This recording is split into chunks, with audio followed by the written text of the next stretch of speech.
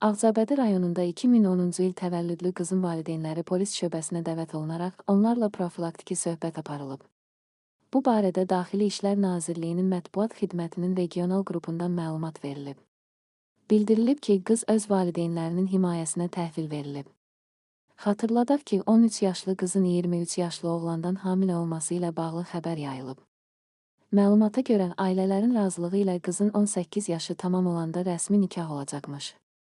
Nişan məclisindən qızın hamilə qaldığı məlum olub və ailələr evdə yaxın qohumların iştirakı ilə toy məclisi də təşkil ediblər. Hamilə olan qız xəstəxanaya müayinəyə gedən zaman həkimlər bu barədə polisə məlumat veriblər. Buna qədər ailələr məsələni gizli saxlamağa çalışıblar. Faktla bağlı cinayət işi açılıb. Məhkəmə istintaqı dövründə onların övladları dünyaya gəlib.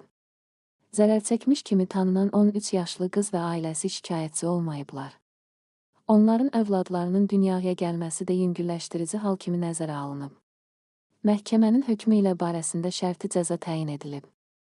Həbsdə olan 23 yaşlı gənc azadlığa buraxılıb və barəsində polis nəzarətinə verilmə qətimkan tədbiri seçilib. Daha çox xəbərlərdən xəbərdar olmaq üçün kanalımıza abunə olmağı və videonu bəyənməyi unutmayın. Hər birinizə təşəkkürlər.